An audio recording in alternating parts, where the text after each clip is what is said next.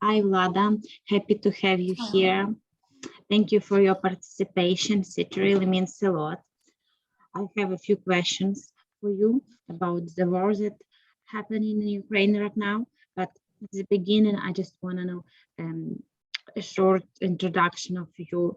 Where are you right now? What is your background? Just short announcement here. Well, actually, I was born in Ukraine and Ivano-Frankivsk, but because of the war, I was forced to move to the Czech Republic, and now I'm here.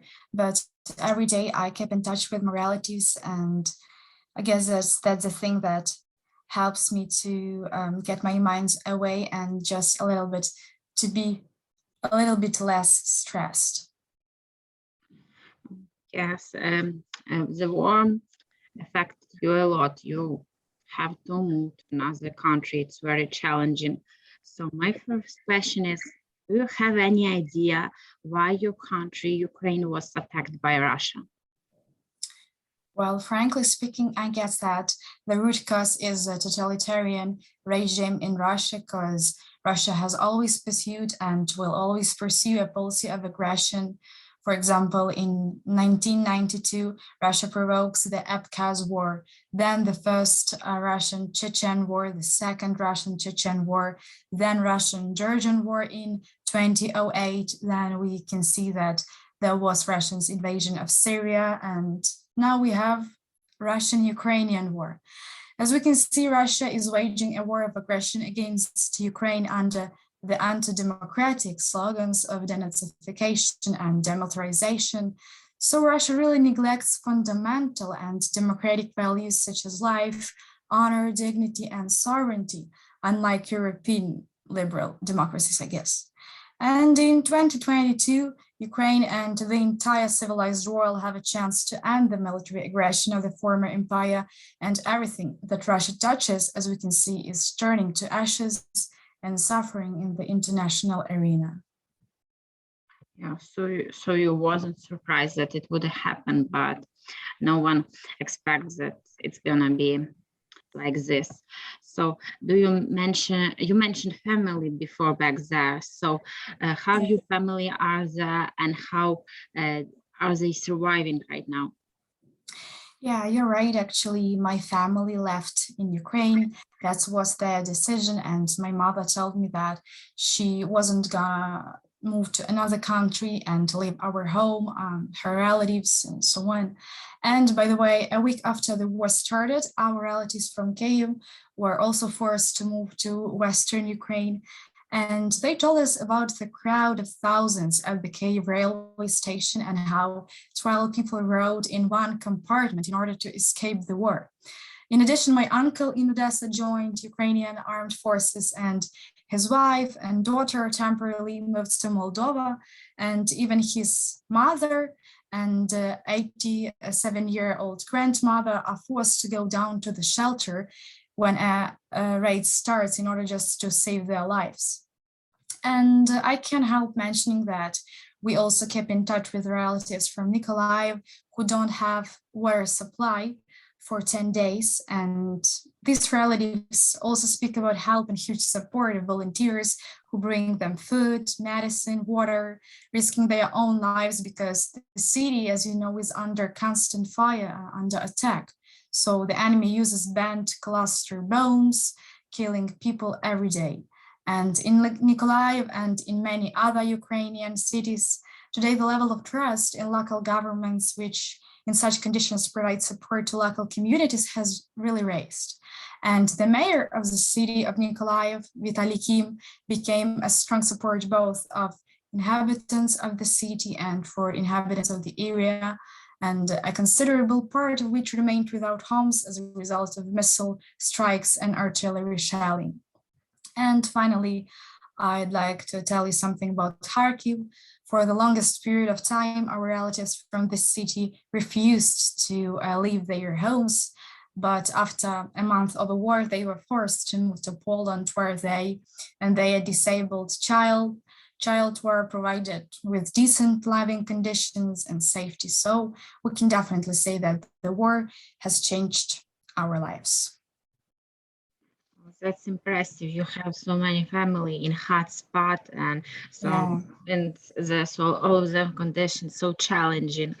So I'm really impressed what you just share with me.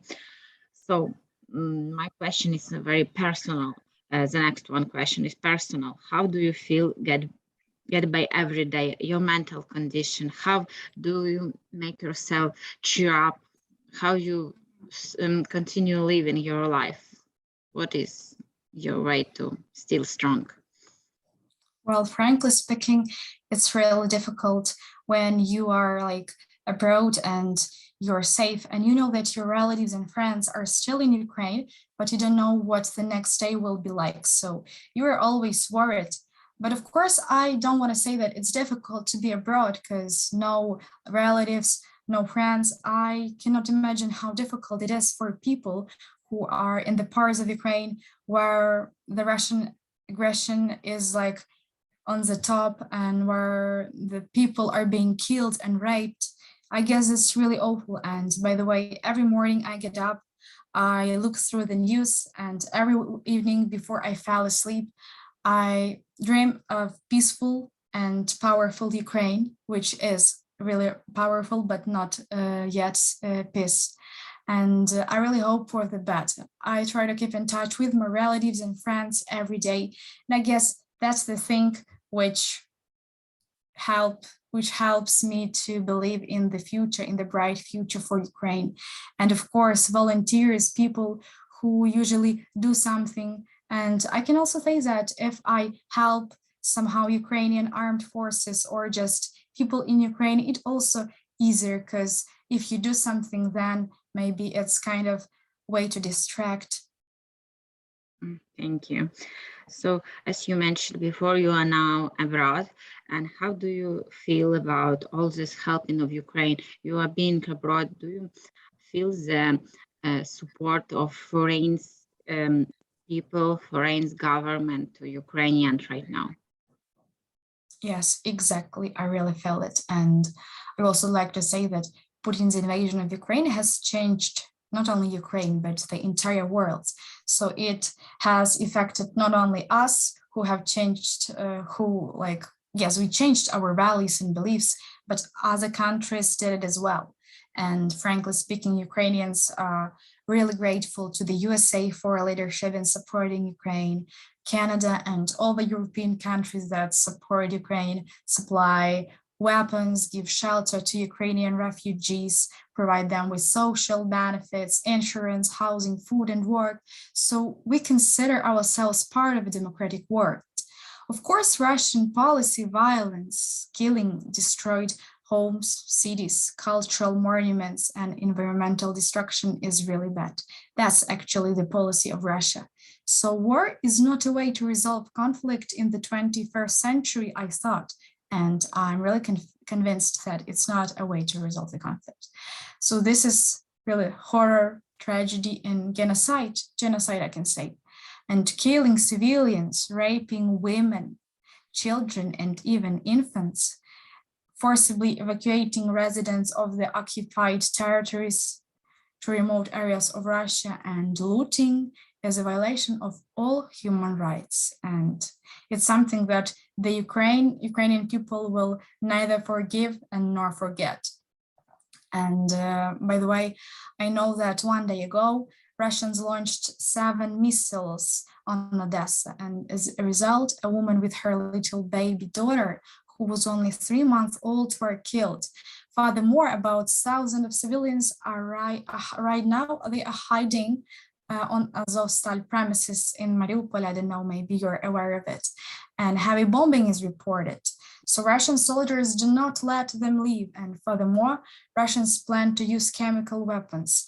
I'm also very grateful to all the people, to all my friends that are abroad, and they do something like sharing their stories. I guess that also in this way, we can help Ukrainian situations to be, we can like let other people show and let them see what is happening here. So I'm really grateful to all people that do something good for us. Yeah, all headliners right now in United States and NYC are all about Russian war criminals. So it's important that no one will forget this, and Russia have no chance to say that they have nothing about it. So I'm really grateful for your participations. It really means a lot. You have a chance to share your story, your opinion. I can hear from your voice that it wasn't easy for you. So I'm really grateful. I wish your family, all of the house, all your family find safe place, and and of course we are waiting for the win of Ukraine and soon. Yes. Yeah, thank you.